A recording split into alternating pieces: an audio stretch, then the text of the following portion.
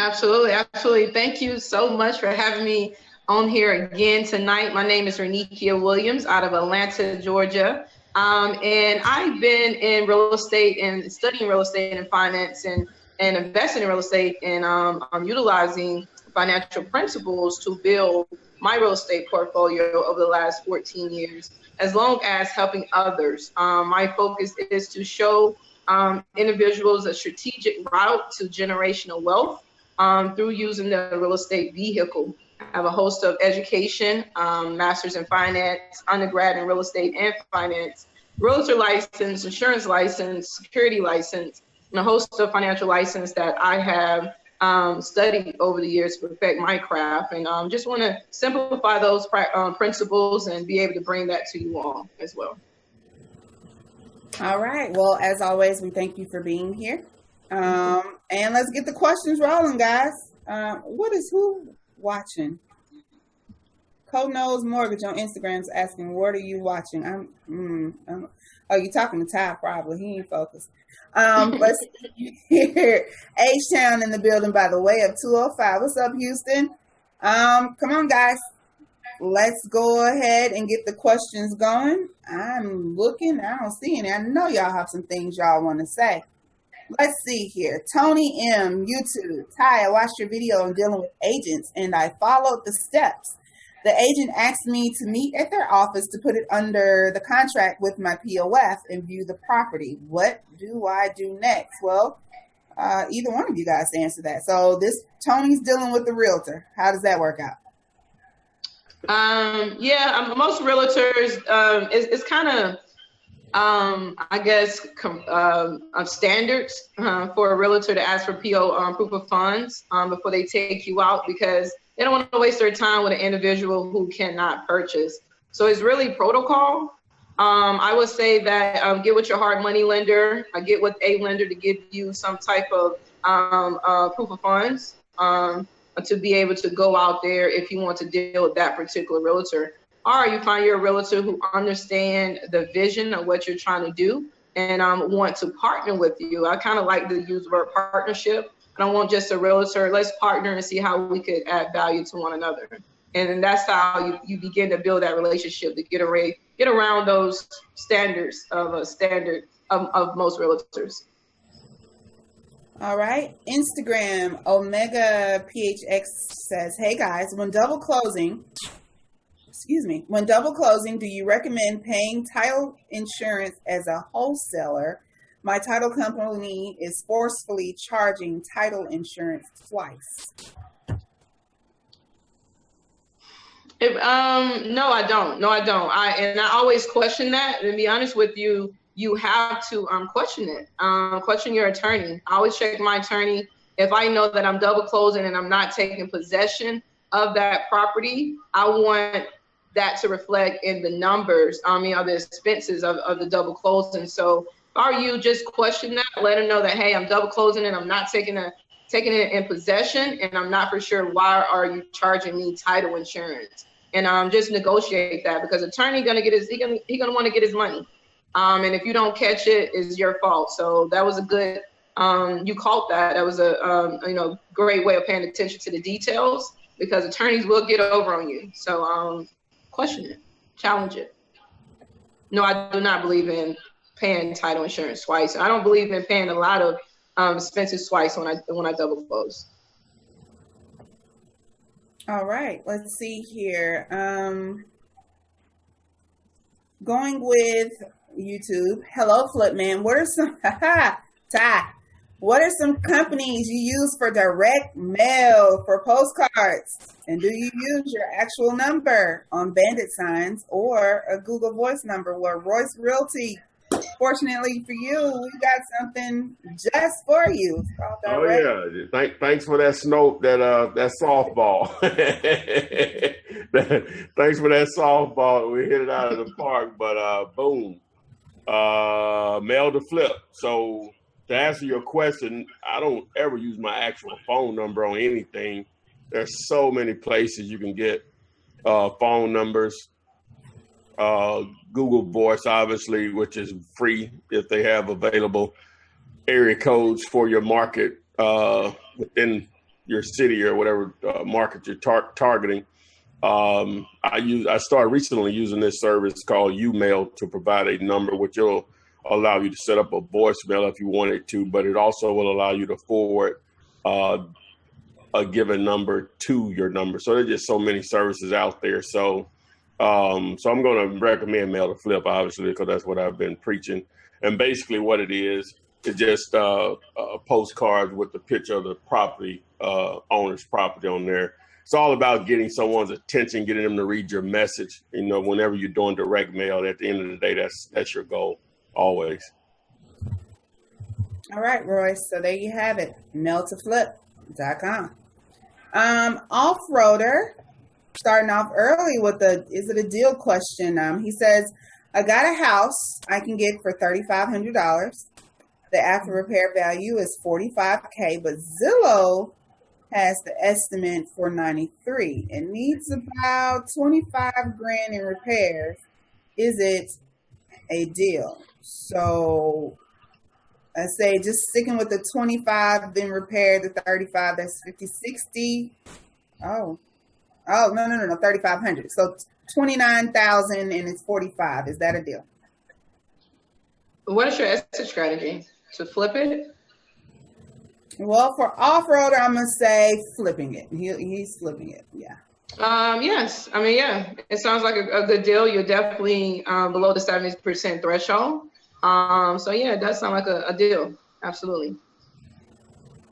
All right, off-roader. Actually, 70% would be at 31. So, and also given that you have multiple evaluations of the after repair value, you may want to get with the realtor to pull accurate comps off the MLS in order for you to validate which one of those are the true A or B. Because if it's really 90,000, you can make a lot more money. So you want to know those numbers going in so you can hit the highest number that you can sell it for.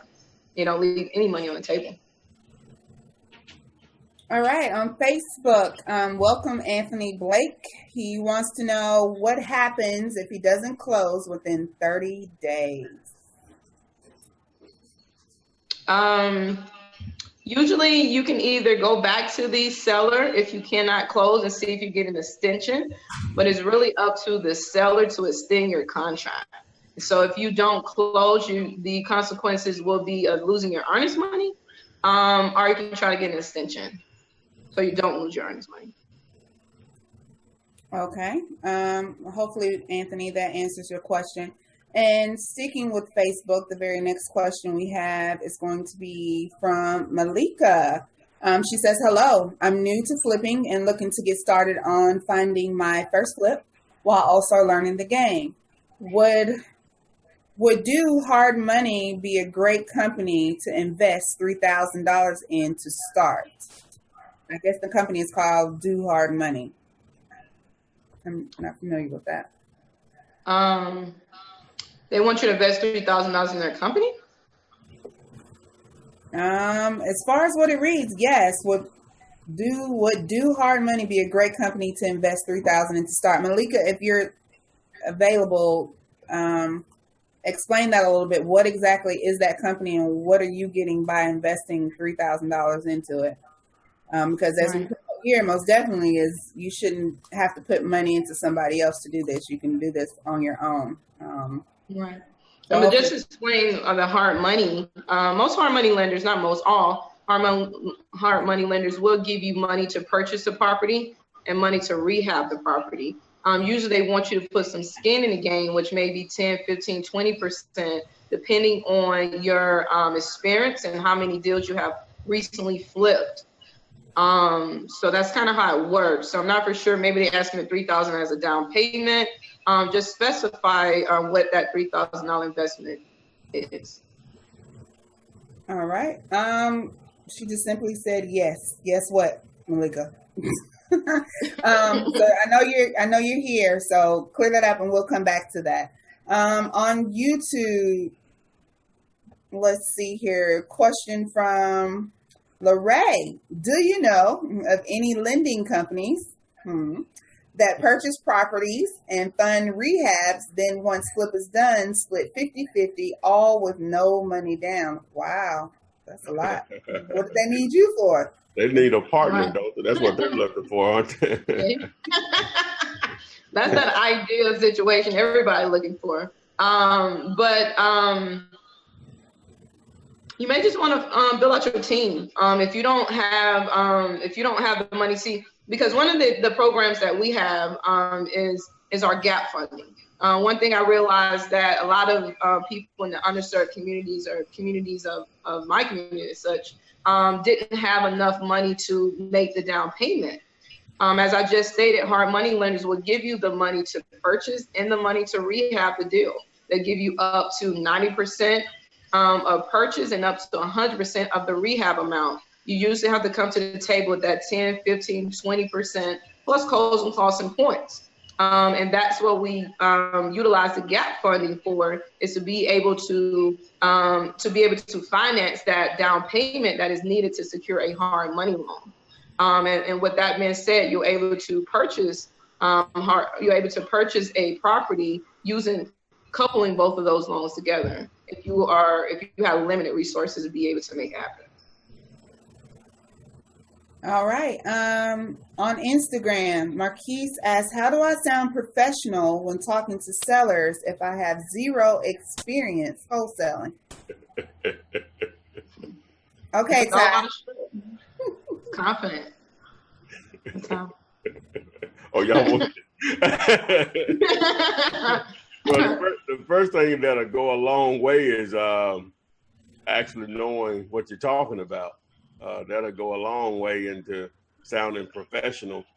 But one of the great things about, most of this is about wholesaling. We talk about other stuff, but one of the great things about wholesaling is that, okay, you get on the phone and you sound like an idiot. Okay. So the next time that, we're going to assume that's not your last call with a seller, right? So you'll know why you sounded like you didn't know what you were talking about. So now you go fill in those holes to try to improve the next conversation that you have with the seller. No matter what I say to you and what whoever else says, nothing is going to be better than actual experience. Now, you can sort of try to eliminate those bad experiences by educating yourself, whether it's through me or whoever, and try to fast forward. But at the end of the day, you still got to just dive into it. And sometimes you're just going to be thrown that question you don't know the answer to, because especially when you're starting out or whatever. So again, a little egg on your face is free, but that experience that you gain is valuable. But at the end of the day, you want to try to educate yourself as much as possible so you can reduce the number of times it happens starting out. So. Yeah, and just to piggyback on that, it's totally right. Is really boils down to your level of education. And just think about how confident are you at the first day of a job. You're not as confident, but as you learn the job over time, you get more confident. So I would say, just as Ty said, to continue to educate yourself. One thing, always represent yourself as a group. So if you don't know the answer to, you can say, hey, you know what? I'm gonna get my partner on the phone who are a little bit more versed in what you just asked. So if you give me a chance, I'll give you a call right back with my partner on the phone. So sometimes you want to connect with someone. So when you start contacting seller, maybe connect with someone and just play the third party on the phone and see how they handle those calls as well. And connect with someone who could partner the call with you. So if it's a question that you don't answer, you all can tag team it. And over time, you just get stronger with experience. All right. Welcome, Single Mom Phenom. And Renata says she's here. Thank you for the reminder call, Ty. Let's see here. Dwayne Wave on Instagram, is there access to funding for a recent college graduate with a 730 plus credit score? What other stipulations will he need if he wanted to jumpstart in this thing? Absolutely. Regardless of getting out of college, just starting, retire, it doesn't really matter where you come from. If you have the credit score that can be leveraged. So really with the 740, you can definitely leverage your credit to get up to $150,000 of unsecured credit. As you also know that hard money lending is not really credit score driven or credit driven at all. It's really asset driven. So if you go out and find the right asset, there will be a hard money lender that will lend on it no matter what your credit score is or your status, if you have a job or you don't have a job. It's all about the asset as a whole. All right. CJ on Facebook states, I just took a leap of faith and bought bandit signs. I'm in DMV. I have 100 signs. Once I plant my signs, what do I do next? Do I try and get an absentee list? I'll piggyback on that. You really just wait until as you plant the signs, you hoping your phone start ringing. If it don't, you continue to do it. It's the consistency with these signs. It's consistency with everything. But the absentee list is a different avenue of marketing, and I believe in multiple ways of marketing all at the same time. It's not just one way that works. It's putting out the banner signs, is sending out your postcards, is going out in your local market, meeting local real estate investors in your real groups. I'm really big on, and Ty, we talked about that last week, that he's more of an introvert, but it is power in getting out, meeting people, because everyone to me is a client. Everybody is a client. Why? Because everybody deserves financial freedom, and everybody don't know the avenue to financial freedom. So everybody has the possibility to use real estate as a retirement vehicle. So the whole world becomes a client if you really think about it. But most importantly, surrounding yourself with other real estate investors and your local real groups or local real estate groups that's in your area. So it's a combination of all simultaneously. And I'm sure Todd can. Well, don't think that that 100 signs that you already get in your mind. I'm about to buy 100 more or whatever you can afford. Right. I understand everybody didn't have them. I get it. Trust me, I do. But have in your mind that that's not going to be the last 100 I buy. Look at it as that's the first 100 of 1,000 that I'm going to buy. Then, like you said, you want to have other avenues of marketing. So an absentee list, and understand that if you're going to do direct mail or whatever your budget will allow you to do, you need to commit to it. And whether it's every week or every month or every couple of months or whatever. And like she said, I strongly encourage going out to real meetings and meeting people. Is just something that doesn't fit me. I know I'll be wasting my time, but I'm going to tell you the right thing to do is to do it or whatever, because not that I think I know everything, don't get me wrong, by no means, but I'm just saying, go do that, because I totally agree with Renika, networking, and I admire people that can do it. I just sit back and like, damn, I wish I could do that or whatever. And so, but I know what I am. So, I know what my weaknesses are. So, but for those that can do that and are willing to force themselves to do it, because sometimes you have to force yourself to do, because I do force myself to do stuff I don't like. But you want to definitely do that, because you never know who you're going to meet, like she said, so, and just someone that just maybe just willing to hold your hand and walk you through transactions. Now, and then you understand that the larger the city, the more real groups you're going to have. So you want to visit. Some of them are not probably going to fit what you're looking for, from my experience. And then others will. So, but again, you still can, depending on what your end game is, who you meet and what use they'll be to you, and vice versa, what use you'll be to them, is always ideal to create a win-win. So boom. So, but you want to try to do as many things as possible as far as marketing. You just to, not to keep rambling here, but you want to do some cold calling also.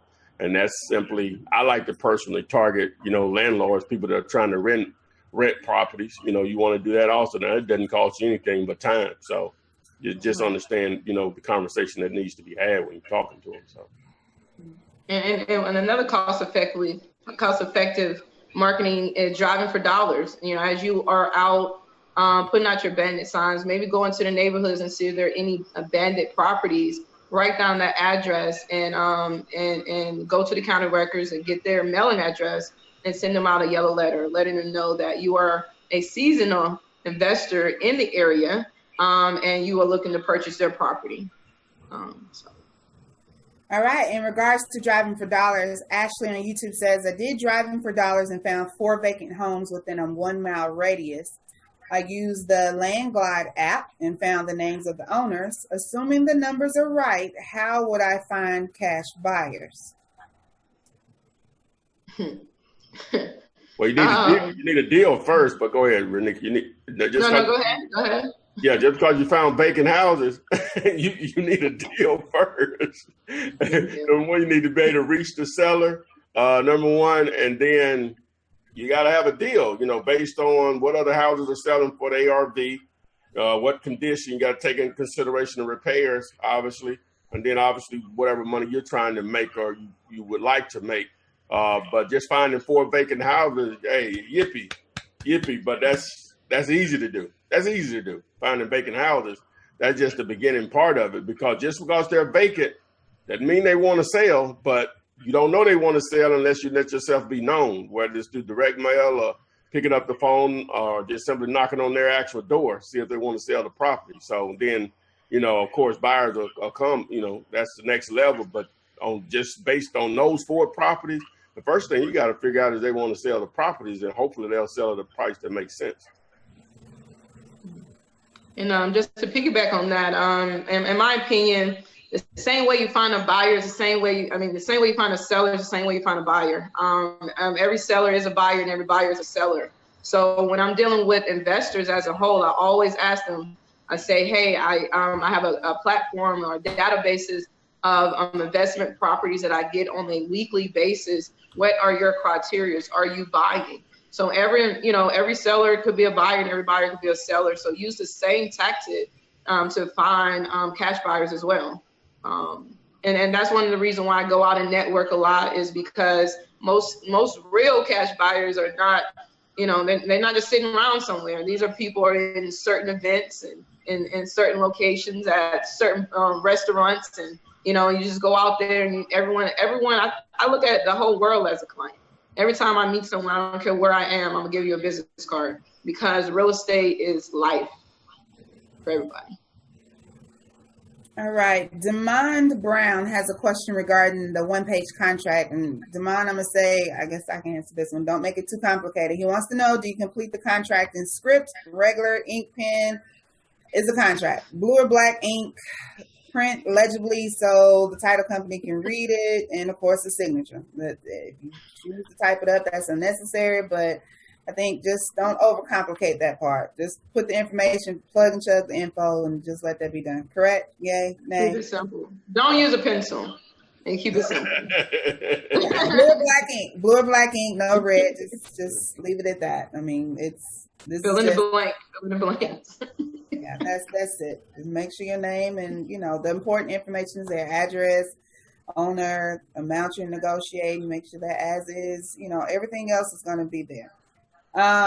But the real Italian Superman on Instagram wants to know, the moment I get the buyer to sign the contract, what's the process after? How do I get my check? Well, it's some steps in between that contract and the check, but I'll let one of these two explain that for you. So that means that you already found an end buyer?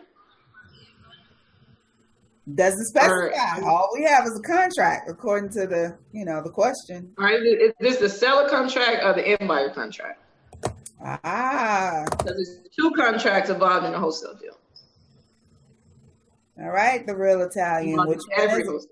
Do you have one or do you have 2 contracts? Say if he had both contracts. We have the seller and the end buyer. Okay, so if you have both contracts, what I do is email my contracts to my attorney and let them take it from there.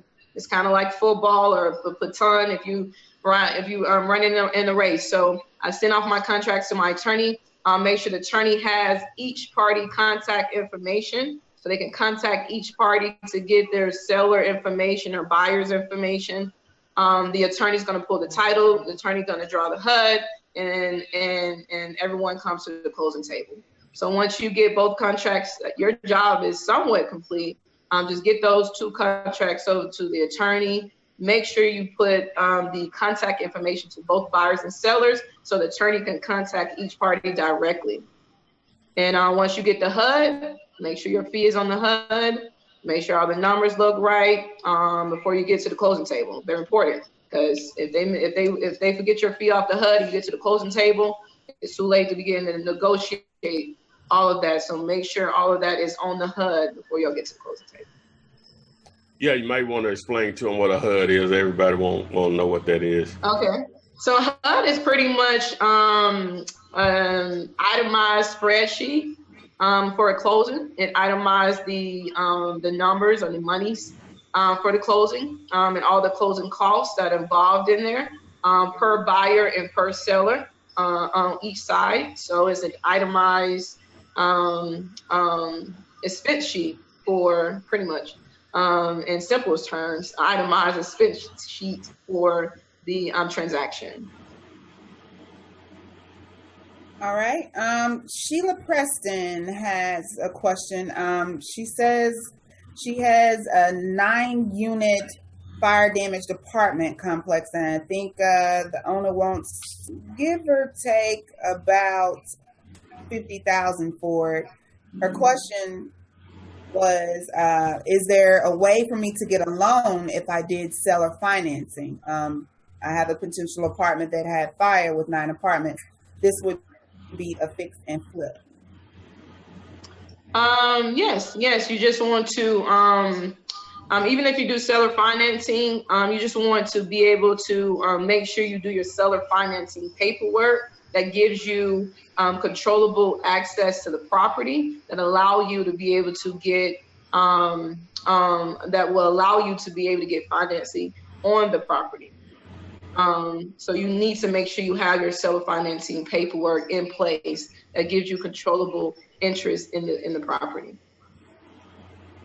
Also, I guess, make sure if you're trying to, purchase the property yourself through owner financing, that make sure you got enough money to fix it, because it does you no good with that fire damaged property and you don't have the resources to repair it, to do whatever your end game is on it. So just not setting up the terms, because the owner probably is eager to set up some easy terms for you, knowing the condition of the property, and he can generate income on a burnout property. You know what I'm saying? So just make sure that you have the resources, the funding to repair the property. And dealing with fire damaged property, you know, that the price, the cost of repairs can get up there quickly, you know, with all the permits and stuff you have to pull because of wiring and plumbing and everything to bring it back up to code. So just make sure it's properly funded is what I'm trying to say.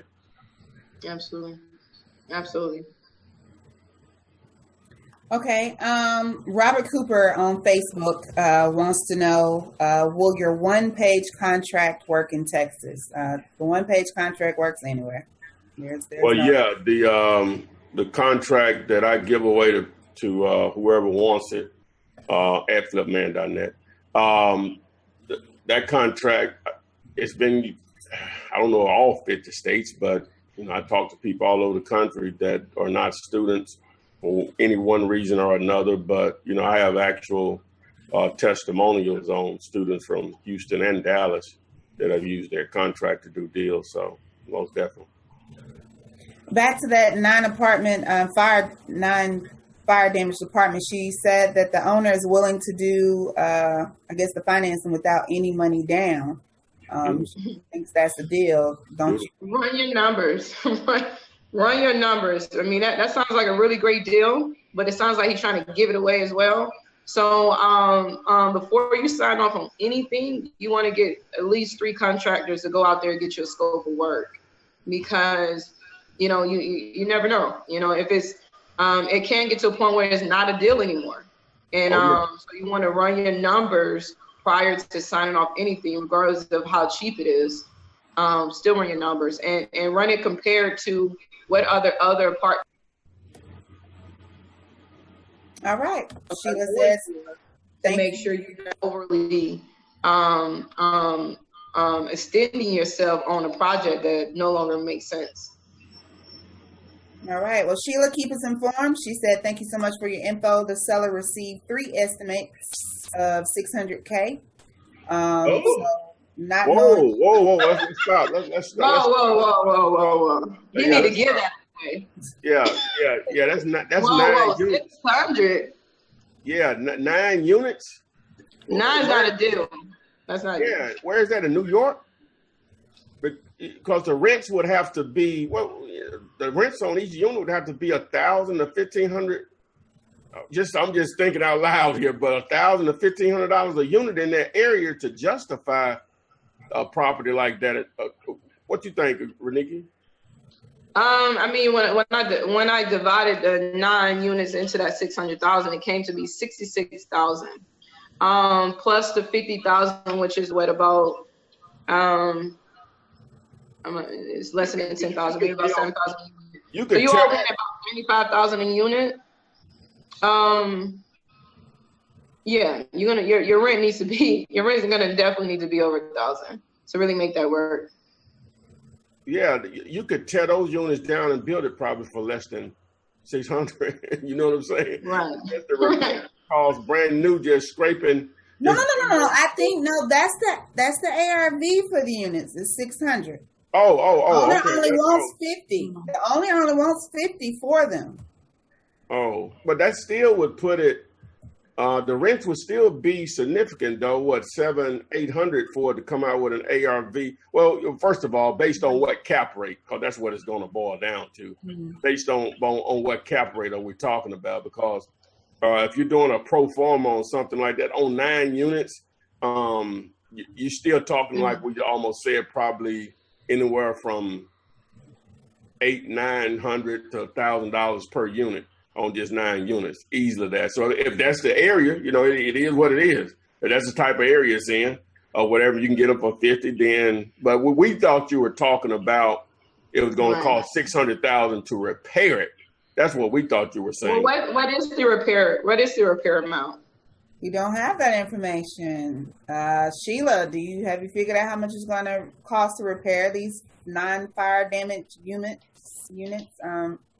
Because it has to be pretty significant if she's letting them go for 50. She did mention that the owner lives on the block, so I like to think if the owner is willing to live in the area that the units are in, that it must not be that bad.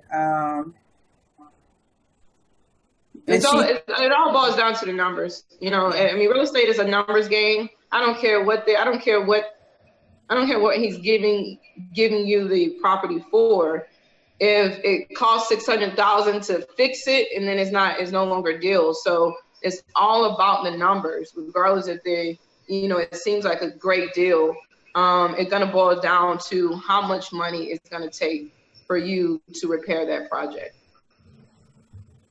All right, moving on. Hello, she's in Philadelphia. Cleveland. Oh, somebody from Tuscaloosa. Hey, Betty Smith. Let's see here. Corey wants to know, can anyone tell me the best way to structure a master lease agreement for commercial multifamily buildings? Master lease agreement? A master lease agreement? I'm familiar with it. It's basically my understanding, and so anyone feel free to correct me out there, but it's basically similar to a lease option or whatever, where you're not taking title. It's a form of owner finance. Let me just start there. It's a form of owner financing, but you're not actually taking deed or title to the property. And so you would work out terms with the owner of the property, and the income basically would still pay for the property. say the income on the property was $5,000 and the owner was used to getting that. Now with the master lease agreement, he may only get $2,000 of that, and you keep the $3,000.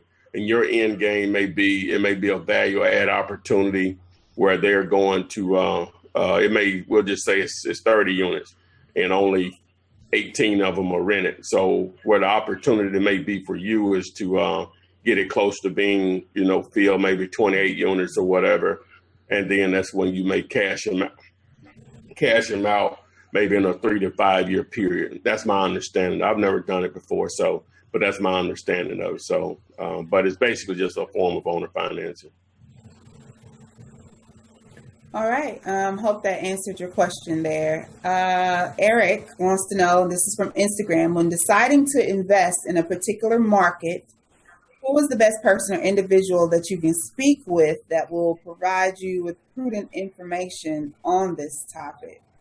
I guess maybe if it's an area that he's not familiar with, that he's interested in investing in, who would he speak with? Would it be looking at local realtor signs, realtor signs in the neighborhood and asking them about the area, or who could he speak with?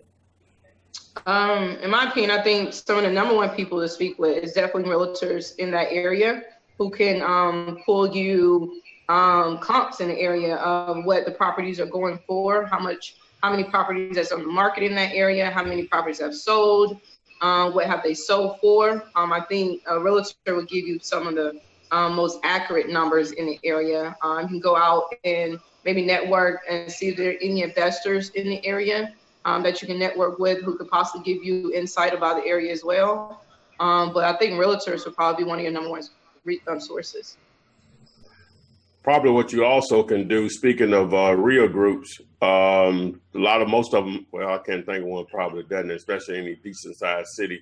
They have websites. So a lot of times you can reach out to individuals that are on those sites because normally I have a message board or something that you can follow. You're probably going to join and pay a fee to become a member of the group to access that information. But on top of that, then I may even try to reach out to the administrators of that REIA group, let them know you're interested in investing in the area, and they may be able to assist you also, and just give you the idea of what to look for. First, you have to determine what are you trying to do.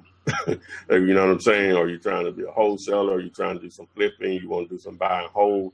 So you got to figure out what's your end game. All right. Anitra, Anatara Fowler. What do I say if I need to get out of your contract due to numbers not being right? Well, I would first like to think you shouldn't have entered into the contract if the numbers weren't right. But just say if you did, what's the out? Other than losing your earnest money, whatever that may be, $10,000, $100,000. What else is there? Do you just call and say, hey, I'm sorry, this isn't going to work? Can we renegotiate? Is that just typically how it goes, or what? I would say this: do it the right way. One of the ways I protect myself is with a due diligence period. 2 to 3 days. Sometimes dealing with a realtor, I make it do 5 to 7 days. But you want to do all your numbers during that due diligence period. Do not allow yourself to go over that due diligence period without knowing your numbers, because the consequences is really you can get out of any of those contracts, but you will lose your earnest money if you pass that due diligence period. All right.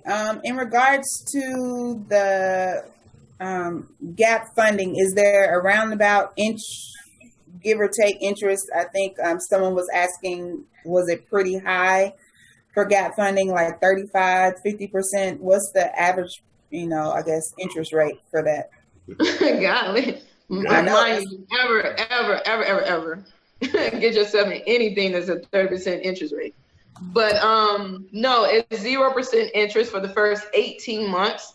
So our focus is the first 18 months. After the 18 months, you do go to regular interest rate, but our focus is to put that strategic plan in place for the first 18 months and see how many properties can you really flip out in an 18-month period. And conservatively, that's about 3 to 5 deals. If you run your numbers right, that's on the low end, a deal every 6 months, which is very conservative and very doable. So our focus is the first 18 months. So in the first 18 months, you want to utilize 100% of this financing option, so you can flip as many deals as you can, and try to profit at least 6 figures in your first 2 years. If you profit 6 figures in your first 2 years, that'll give you enough liquid and skin in the game to be able to go out there and just begin to reinvest your profits. And you'll still also have your line of credit in place for emergencies. While we're on that, a couple of comments when I'm going through the comments and trying to answer people. Sometimes they're commented on either one of the Flipinars you're on or one of the interviews you and I have done. And one of the questions, I forgot the other question, but one of the questions was whenever they pull their credit initially going through the initial process, is it a hard pull or is it a soft pull? I guess it's a soft pull. It's a soft pull and do not affect you at all. Okay. All right. It was one other question. It's no different from opening up a Credit Karma account. Those things are all soft pulls. Okay, guys, hope that helps you out. So don't be afraid to get started thinking it's affect what you've been trying to build, and it's not. So it's going to be a soft hit. DMAC Beats on YouTube. This is a multiple part question, so I'm trying to put it together. I have a lead that wants $185K for their property. They seem motivated as the owner lives out of town. Oh, the ARV in the area is 190. No deal. But we're going to keep going. After I subtracted repairs and my fee, I came up with $85K. But my partner mentor says that's too low, and we start at $125. Seller came back and is firm on the $185. Any suggestions on negotiating this, or just move on? Just move on. But okay. Next. One word. Next. That's what we talk about. Only a deal is a deal. It's millions of properties out here. Don't try to make a shoe fit that don't fit. Just keep moving. It's a numbers game. Yeah. It's a numbers game. That's an easy one. See, that's very, very easy for you. They're not motivated sellers because he's moving out of town. Motivation only means the price. In my definition, you show me you're no motivated because you may be going through a divorce. Yeah, you may have just lost your job. But I don't show that you're motivated unless you give me the price that shows motivation. Absolutely. That term is thrown too softly. Motivation is determined by how cheap they're going to sell it to them. So every 190, the seller wants 75. He's highly motivated. Right. All right, so DMAT, move along. Go to your next deal. There's something else out there that'll work out a lot better for you. But I think you already knew that, though. Just need a little clarification. We got you. Anthony Blake on Facebook wants to know, can I keep the earnest money from the buyer? If what? It seems like it should be something else. But ultimately, doesn't he get to keep the earnest money from the buyer? If the buyer backs out, or if the let me start now. You can follow up, Renika. Yeah, the way it normally is supposed to go is you're supposed to keep it if a clear title is produced and they're beyond a due diligence period and they don't perform, you're supposed to keep the earnest money. Now sometimes you're not controlling the side of it where it's being held, because sometimes buyers want to use what they want to use. That's fine, whatever. But to answer your question, if the title is clear, you can prove that it's a clear title, and you're outside of whatever inspection period you may have given them, which I normally don't give them one. But you're supposed to keep it. So, what do you think, Renika? No, absolutely right. If they breach the contract or they do not perform, you have every right to keep earnest money. Actually, that's part of breaching the contract, is that they lose their earnest money. That's it. All right. LB says he got his business name and logo this week. Also, first 250 of 500 leads mailed out. Bandit signs down in Charlotte. and utilize my bro out in Arlington, Texas to put out bandit signs. He says, no new deals. They're coming. They're coming. It sounds like you're getting gated out there. You're hustling. Got a lot of stuff going on. That's what you got to do. So good luck to you, LB. Hopefully that pans out something. Let's see here. Great Real Estate Fees wants to know, where can I find good absentee lists that aren't outdated? And will this bring good feedback with sending 100 to 200? How many times do we send to the list, and what programs to keep track of the call mail? I'm going to tell Helen that. Okay. Well, let's start with suggested mail to flip.com. But anyway, well, now understand whenever you buy a list from like ListSource or Melissa, those are the most known. I'm sure there are tons of others out there, but those are the ones I've used over the years. Understand their information is only going to be as accurate and current as how that county produces their information. Everybody's not on the same speed on that, as far as how they produce that and make that information public. So number one, that's the first thing. Now, buying the list, obviously, if you buy a list now and 6 months from now, there's going to be some sales in there, and nothing you can do about that. You know what I'm saying? There's just really nothing you're going to do about that. So the frequency, I don't know what was the second part of the question, but the frequency and how much you should send, 100 or so is good, depending on how you're mailing it out. 100, sending out 100 postcards, that's nothing. Now these type would increase your fee, but it's still not a lot though. But it's better than nothing. Sending out 100 letters, you may get a little better response. But I'm going to always send something, because you can only send what your budget will allow.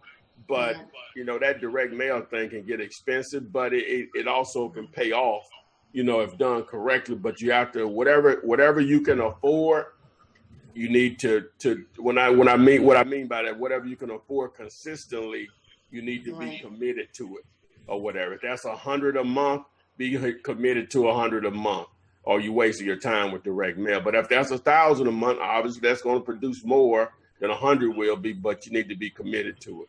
It's just that simple. You got to trust the process. She and I didn't invent pretty much none of this stuff. We're just following what others have done before us.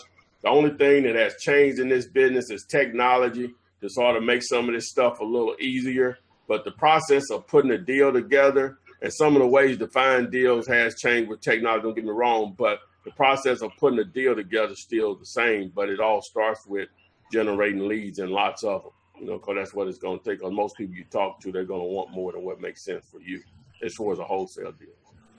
Mm-hmm. And just to piggyback on that, it's just absolutely right. To me, it's not really necessarily about the amount. It is about the amount. It's really about the consistency behind what you're trying to do. And like you say, you only can do what your budget allows you to do. So figure out what your budget will allow you to do consistently for the next 6 months to a year. And that's when you begin to see the benefit of everything that you're doing. Okay, Donald wants to know, for the Fund My Next deal, and we mentioned 680 as that base minimum kind of get you started credit score. Does it have to be across all 3 credit reports or just on one? All three. Good question. All 3 credit reports need to have a 680 or higher. And that's one of the ways that we're able to maximize and leverage your credit to be able to get you up to that 150,000. That is all above the 680. All right, good question there. I think a lot of people wanted to know, because there's anybody dealing with credit know you TransUnion, Equifax, and whether it's Experian, one could be up, down. It just depends, but has to be across the board, guys, minimum.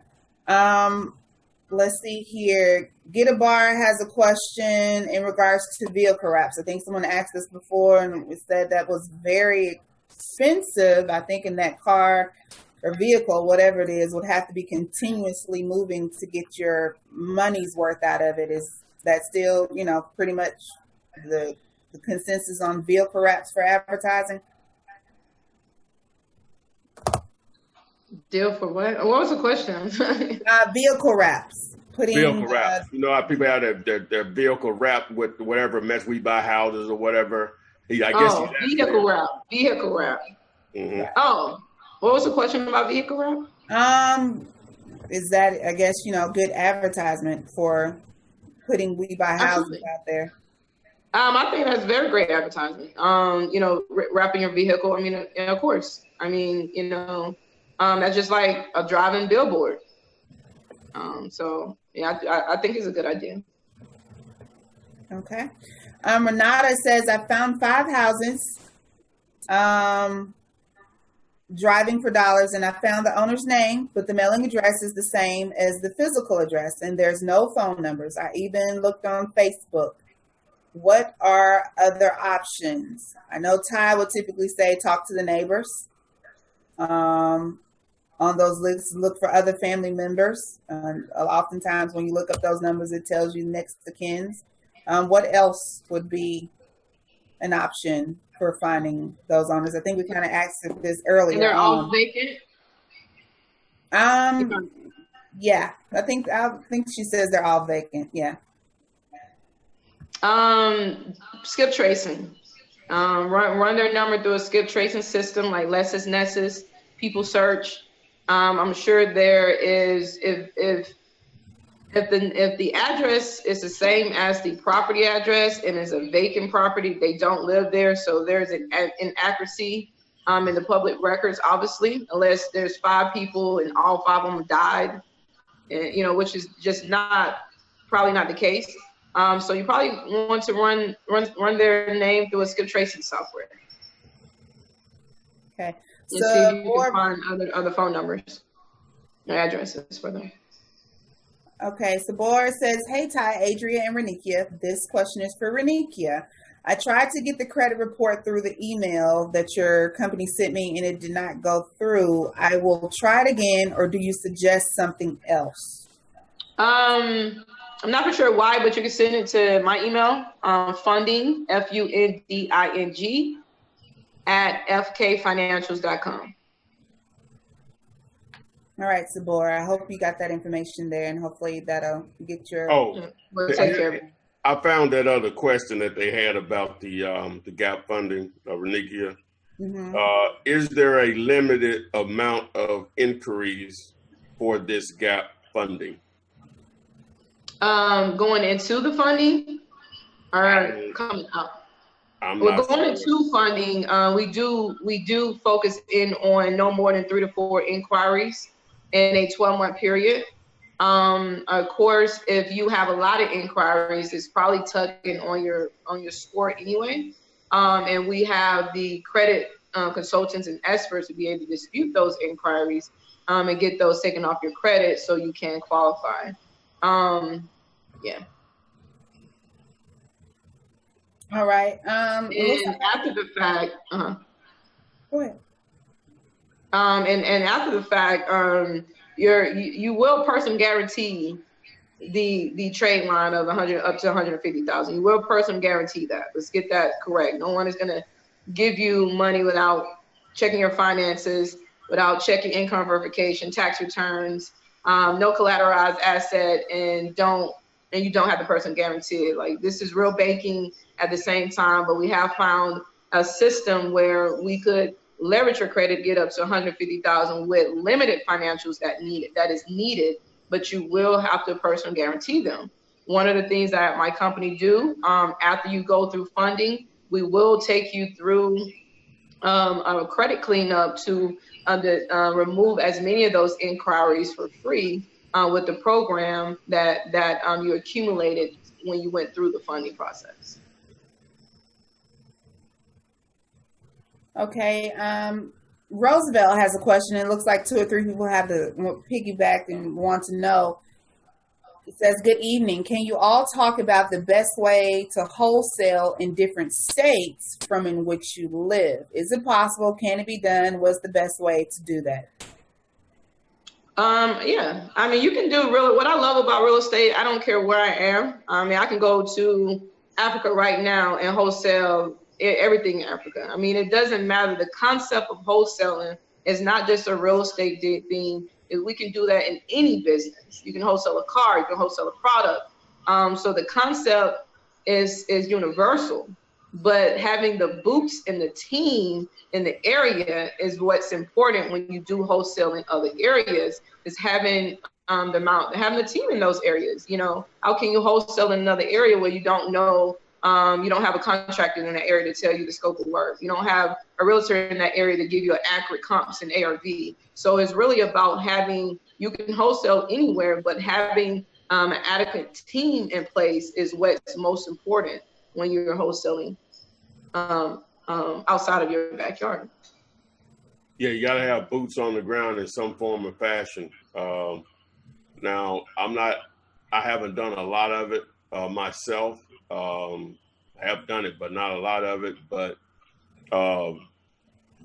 what a lot of people will do is that they'll reach out to other wholesalers in the market, you know, and use them as potential boots on the ground for them. You know, you may have to go through a couple to get someone good and reliable that wants to work with you, because you may have the war chest to do a lot of marketing in a particular market, and you know, be able to do some deals, you know, outside of your market. But again, and then you may just have the gator about you just to sit there and pound out phone calls to whoever in the market and create a deal. A lot of cats do that, you know, whatever. So that's good too. But at the end of the day, that comes back to what Renika says she does a lot of locally, is networking. You have to be really good at that to wholesale outside of your market, because you're not there. You know, you're going to be dependent on as simple as keeping the seller and the buyer apart from each other, because sometimes the seller, especially you're not there, so you can't be there to even put a lockbox on there. So you may have someone to do it for you, but in some situations, sellers just won't give you the keys or whatever. Sometimes they're still living there. So you need someone there to mediate between the seller and the buyer, because if you're not there and the buyer just shows up, they're like, well, who are you? You know what I'm saying now? And then unless you just have, you have buyers dialed in, hey, you know, if you want to continue to work with me, this is what you're going to need to do. But it ain't going to always work that smoothly. So at the end of the day, you're going to have to do some networking and have somebody on the ground to represent you in some form or fashion. So it's basically the same thing she said. Okay. Ty, we're down on Instagram. You can go ahead and load that back up. In the meanwhile, Alvarez on YouTube has a deal or no deal question. The after repair value is $98,000 to $120,000. Pretty big jump there. We need to narrow that down a little bit. I want to get it under contract at $20,000. It needs around $20,000 in repairs. What do you think? So you're talking about $40,000 on. We'll just put it smack in the middle. Just say $110,000. That's the deal. That is a deal. Go for it. Yeah, Alvarez, you didn't need us to tell you that. You knew that. That's the deal. If you can under contract for $20,000 and it only needs about $20,000 in repair, get your comps a little closer. Speaking of that, if he said the comps are 98 to 120, is that too big of a gap? Does it need to be a little bit narrower in that amount? How much can your comps vary for them to still be good comps? I think I would focus on the comps. I mean, that at that point you want to dig deeper and look at each comp separately. What makes this property sell for 120 and what made this property sell for 98, and compare the two. And if you want to hit the 120, just make sure you have similar renovations that probably help that property sell for the 120. And just to follow up on that, I hope that's more than just two comps he's talking about. Hopefully there's like a lot of them in between that 98 and 120. And like you got some 118s, some 117s, some 99s, some 105s or whatever. So if I got consistency with some 117, 115, 120, a couple of those, whatever, then, it's just a no-brainer. Yeah, you could probably, there's no question you could probably get that in that area, like say, and see what those other property, how good of a renovations were done on those, because square footage, obviously that matters, as long as it's not that big of a difference one way or the other, so it just depends on how many of those comps you have. But it was 20, you could get under contract for 20 and the repairs were 20. Correct. That's what he said? Yeah. Right. Oh yeah. That's good. They call that a motivated seller. Yeah. You got you one. Damon wants to know, could he use his personal home for collateral for a hard money loan, and do you recommend that though? Ooh. No. No, I mean, you can't use your personal home. The hard money loan will be collateralized by the investment property.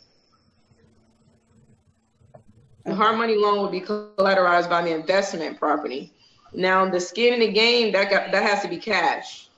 Has to be cash. So no, you can't use. Now, you can use your personal property and pull the equity out of it, or do a HELOC loan or something of that nature. But for a hard money, the hard money will be collateralized by the asset that they're lending for.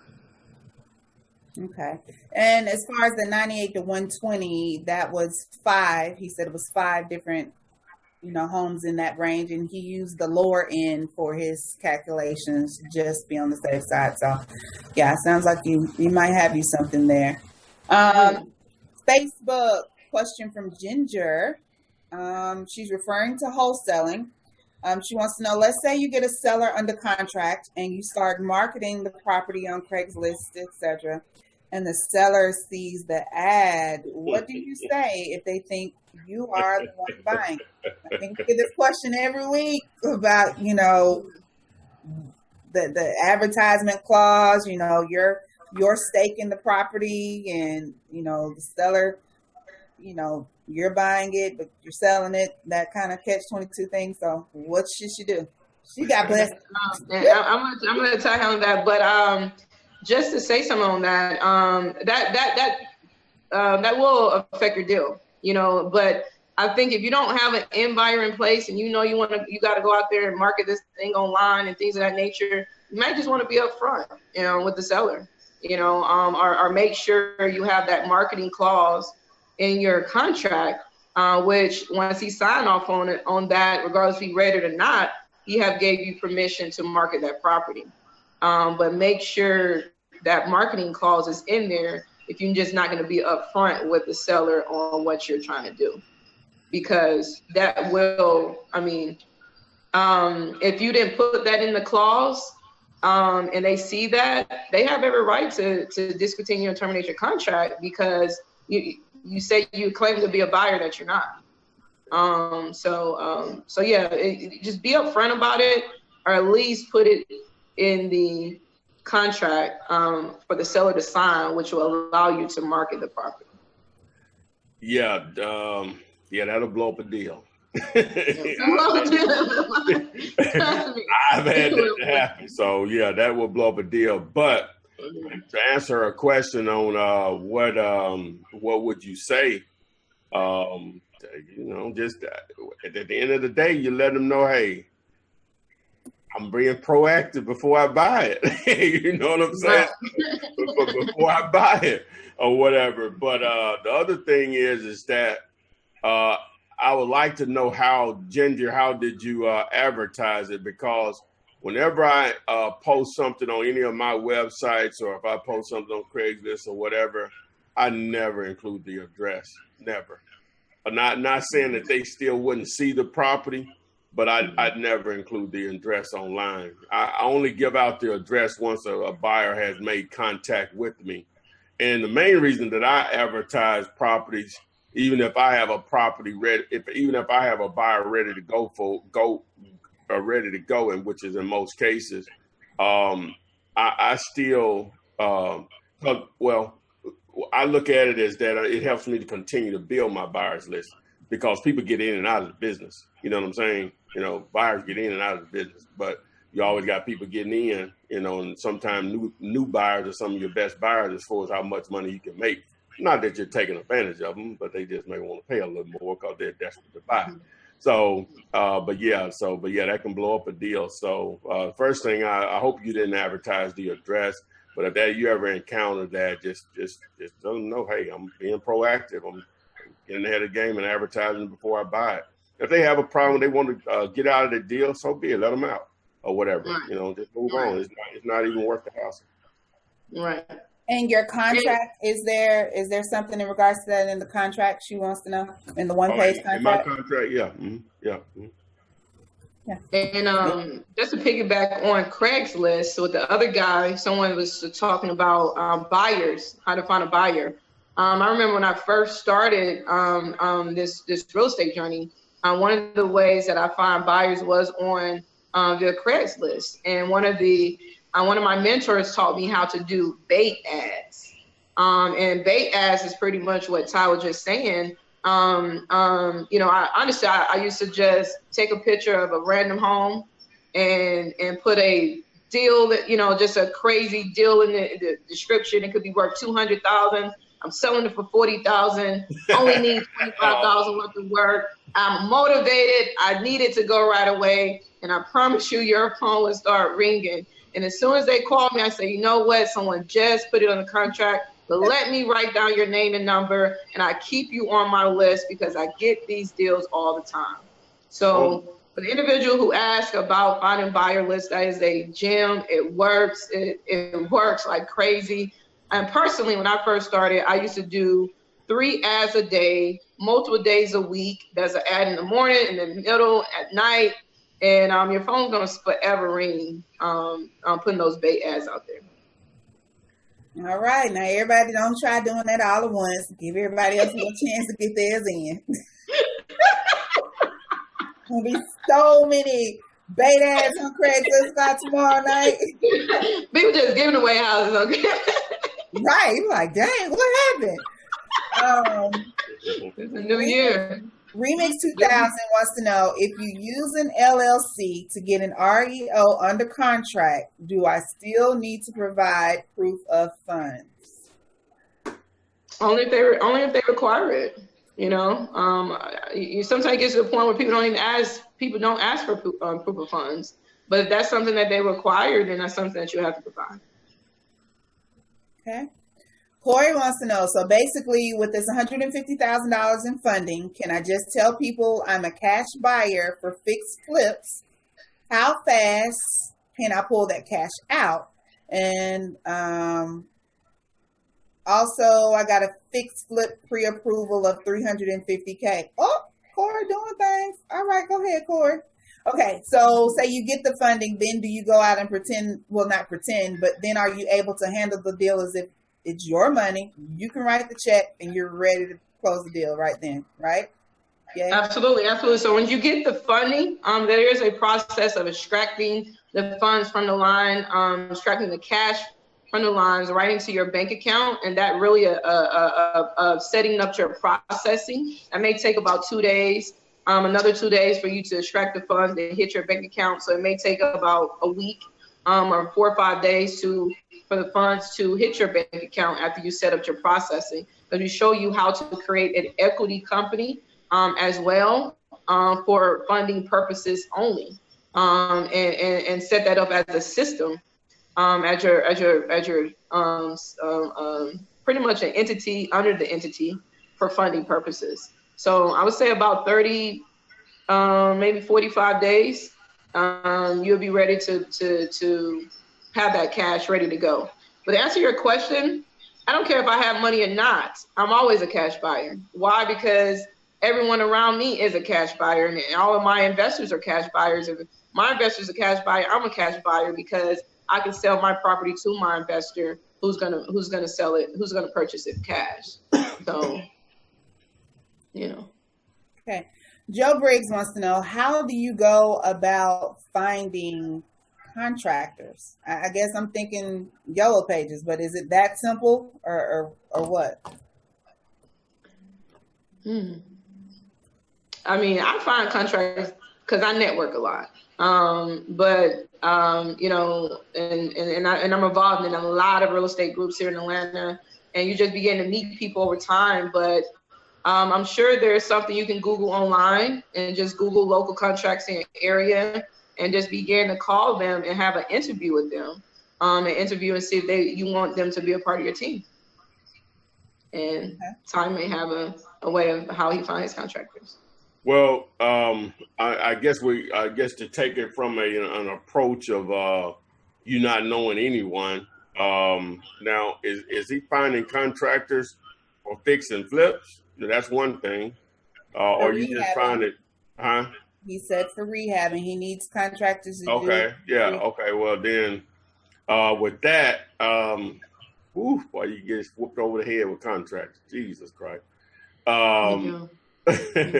Yeah, you probably need to do it. You want to do quite a bit of networking first, and speak to some guys that probably are doing some flips. Sometimes you can just drive neighborhoods and you can see renovations actually going on, and just walk in the house and just talk to who's in charge there at the time or whatever. And again, that still may be a little crapshoot in that sense, but I would definitely seek out real meetings, because sometimes they have preferred contractors on their list, in particular real groups. So, but networking is going to probably be the best way to go about that if you're starting out, because you could get bad contractors. I had a guy that whooped me so bad. I met him. This is how he hustled me. I was at Home Depot. I don't even know what I was in there for. Oh, Home Depot is a good place to go contract. That day.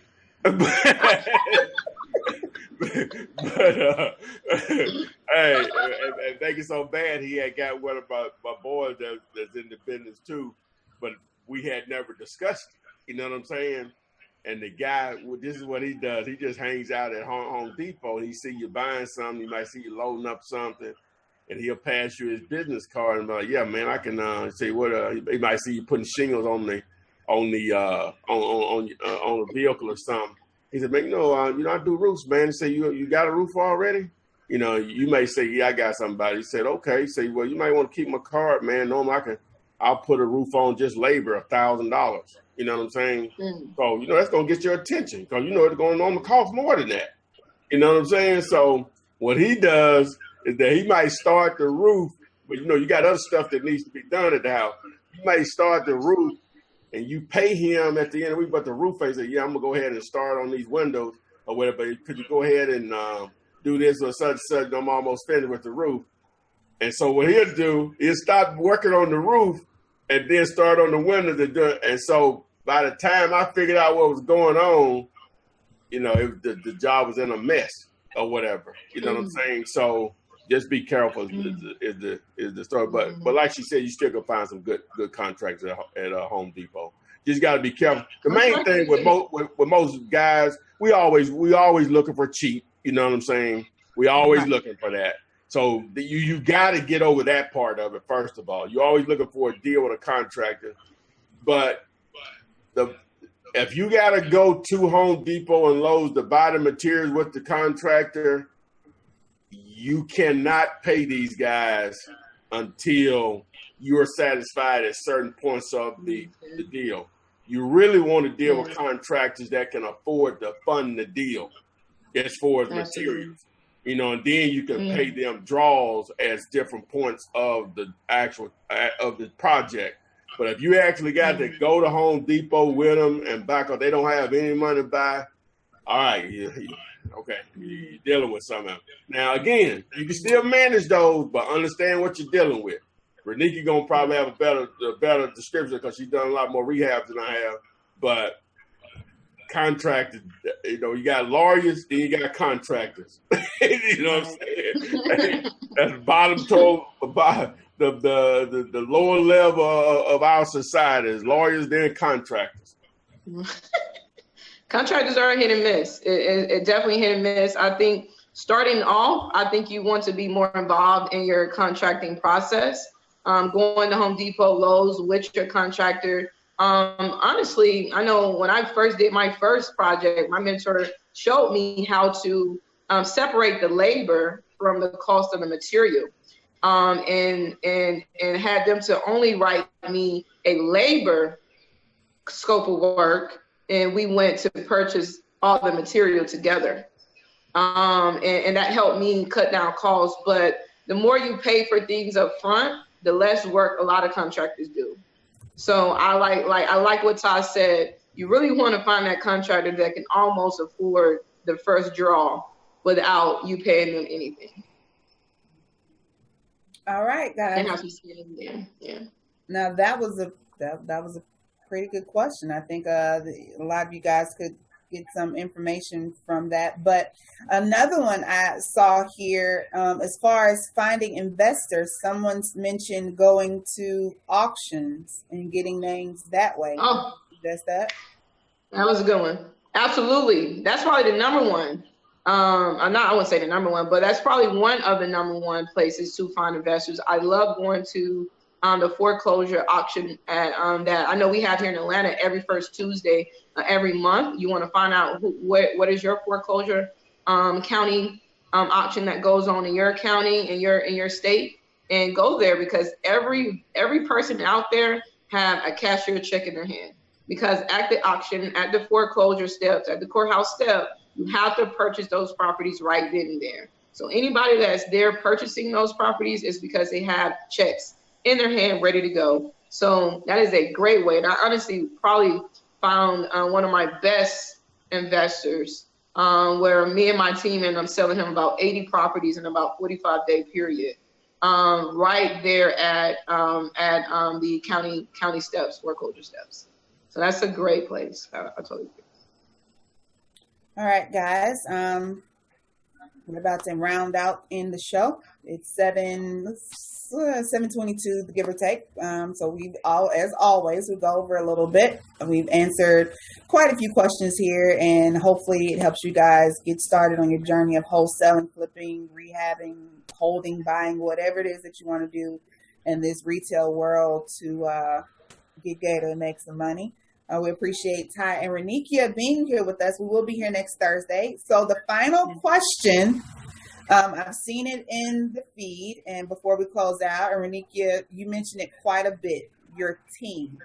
Someone wanted to know, how do you go about building a team? Who is on the team? What would you need on the team? Is, a realtor necessary? Is the contractor necessary? Is an attorney necessary? So I guess if someone who didn't want to do this by themselves and they didn't have a quote unquote a partner, and they wanted to build a wholesaling squad, who's on the squad? Okay, that's a great question. I don't believe in a one-man army. I don't think anyone have became successful by themselves.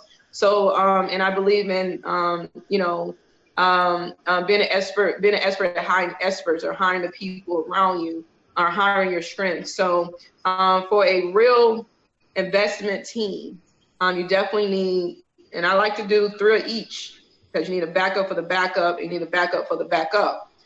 So contractors, attorneys, real estate agents, and contracts for your scope of work, attorneys to close your deal, real estate agents to give you comps, and and once you do, if you flipping, they will put it back on the market to sell it as a retail deal, as well as a field team. I think a field team is very important. This is a team that go out. If you're really doing all of it, like bandit signs every weekend, yellow letters, postcards, driving for dollars. I mean, you can only do so much. So having a team may be delegated for every avenue, or maybe having a team for driving for dollars, having a team that only put out bandit signs, having a team that a member that only does absentee lists, and having a team that does the skip tracing.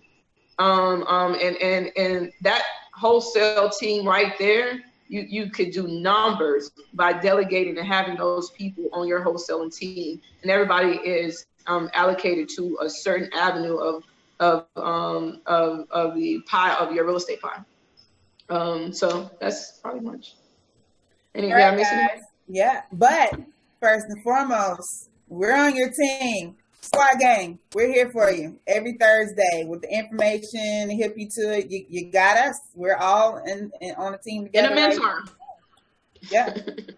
Yeah. Somebody say get the mailman on your team too. Tell you where the vacant property is. Exactly. That works. Teach So your kids. Teach your kids. I mean, you have kids, they 13, 14, 15. Teach them how to go out there and put up them bandit signs, because what you're doing is giving them $1 billion knowledge at a very young age. This real estate isn't going anywhere. Wars are started for men. So at the end of the day, if you have kids that's 15, 16 years old, that's a summer job. That's a, or whatever the case may be. Find people, because the field work can be done by anybody. So yeah. Vanola, I didn't see her here, but she normally watches and has her kids watching right along with her. So shout out to Miss Vanola and her crew. But guys, thank you for joining us. Ty, any closing words? Anything you need to say? Oh no, not at all. Another Flippinar in the can, number 40. We really appreciate everyone showing up. Appreciate Renikia showing up again. Adria, you're doing your thing. You're making this all happen for both of us, making it easy. So again, we appreciate you all showing up this week. Please share this with someone that you think may want to change their financial situation. They don't have to get started and do what we want them to do, but it may inspire them to go in another direction, to get the information that they need. So even though all the information you need is here, but whatever. So next week.